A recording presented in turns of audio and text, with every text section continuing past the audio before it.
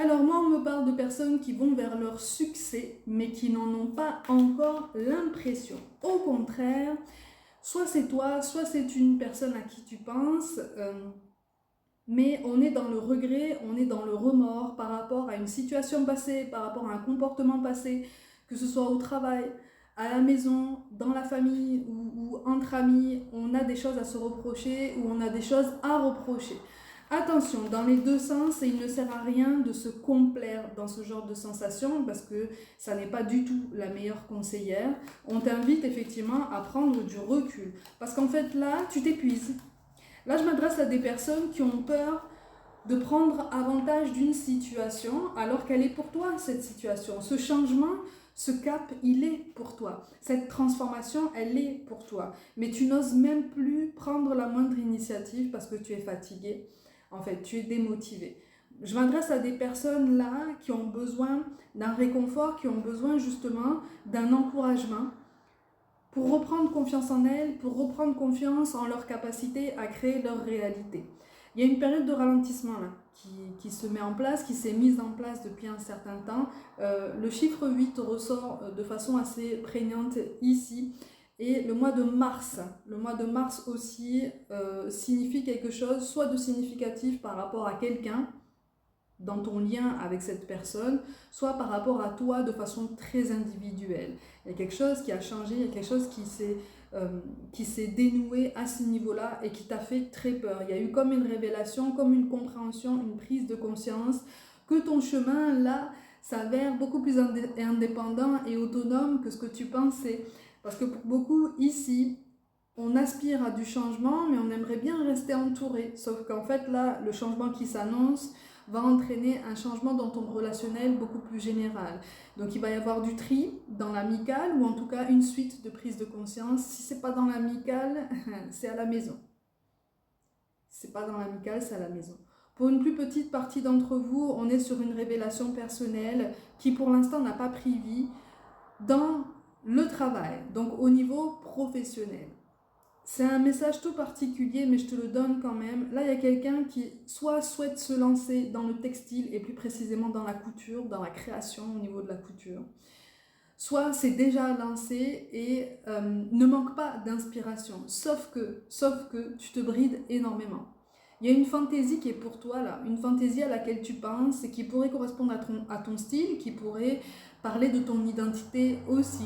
Ça pourrait être un héritage culturel, un héritage familial, ça pourrait être le fruit de nombreuses années de travail que tu n'oses pas mettre en place pour l'instant parce que tu as peur de dérouter un public, tu as peur de ne pas t'y retrouver toi-même, tu as peur de te laisser déborder en fait par cette créativité et par la réussite qui va en découler. Parce que visiblement, il y a une réussite au bout du chemin, d'accord?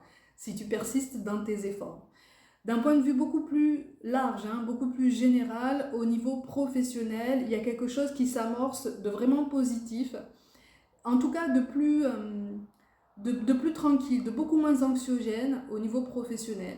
Mais on te parle de renouveau, on te parle d'un nouveau décor, une nouvelle atmosphère. Donc il va y avoir du mouvement, d'accord? Il va y avoir du changement, un changement de collaborateur, peut-être un changement de structure, de toute façon un changement de quotidien.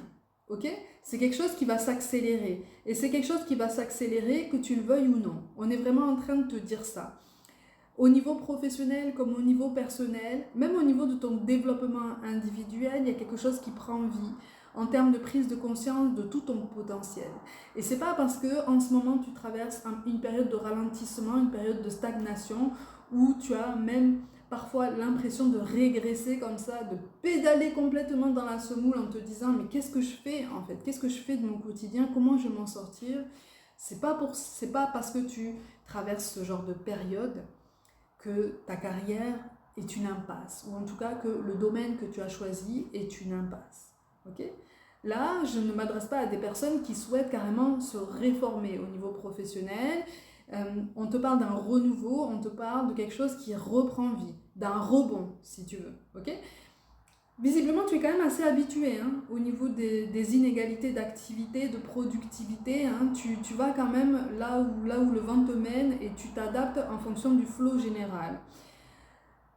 il y a quelque chose qui va s'accélérer à nouveau. C'est pour ça que je te dis que de toute façon, tu vas pouvoir t'adapter et tu vas en quelque sorte devoir un petit peu t'adapter parce que ce changement est pour toi. Ok ?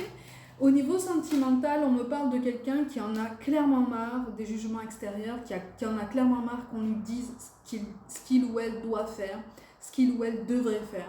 C'est quelqu'un, là je ressens quelqu'un, c'est peut-être toi, c'est peut-être quelqu'un à qui tu penses, hein, qui en a marre de recevoir des conseils. Là, on en a marre. Là, on en a marre. Et donc, on a tendance, dès qu'au possible, à se réfugier dans des moments seuls. Seul avec soi-même et idéalement seul, loin des gens, loin des autres et même loin des proches. On est sur une vraie saturation et c'est une saturation qui ressemble quand même à un appel à l'aide. Hein. Un appel à l'aide que toi-même, tu ne reconnais pas si tu es concerné, si tu es cette personne-là. Là, on me parle de personnes qui sont amenées à se reconnecter à elles-mêmes, qui sont amenées à se reconnecter à leurs vraies envies, à leurs vrais besoins, à leurs vrais ressentis. Mais c'est difficile, hein. C'est difficile parce que ça colle pas à l'étiquette qu'on a voulu donner, ça colle pas à la case dans laquelle on a voulu rentrer, ça colle pas, ça dénote en fait. Suivant les regards extérieurs, ça pourrait dénoter. Mais ton bonheur, il est où là ? Ton bonheur, il est où ? Ton bien-être, il est où ? Ton identité, elle est où en fait dans ta vie ? C'est pas parce que t'es pas toujours optimal, c'est pas parce que t'es pas toujours à ton maximum de productivité et de flamboyance, on va dire, hein, de flamboyance personnelle, que tu es quelqu'un de moins bien que les autres et que les autres vont moins t'aimer. Tu restes juste un être humain, hein, t'es pas une machine, et là tu traverses une grosse période de remise en question, une grosse période de recentration en fait sur toi-même. Donc là, il est temps en fait de prendre sur toi là et de te dire ok, de quoi est-ce que j'ai peur ? Visiblement, j'ai peur de la réussite, c'est vraiment ça.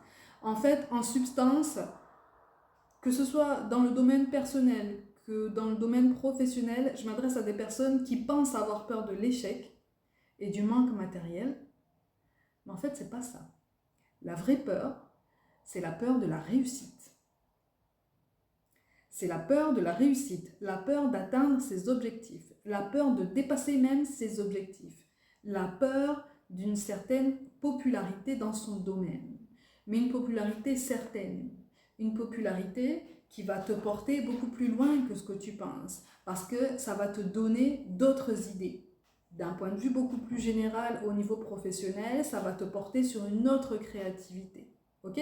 Quel que soit ton métier, quelles que soient tes ambitions, ça va te porter sur une nouvelle énergie. Mais c'est une énergie de mouvement, une énergie de mise en avant. Là, je parle à des personnes qui n'osent même plus presque se mettre en avant, se mettre en valeur dans leur domaine, ou alors quand elles le font, c'est vraiment de façon très ponctuelle, parce qu'il faut bien montrer qu'on est là.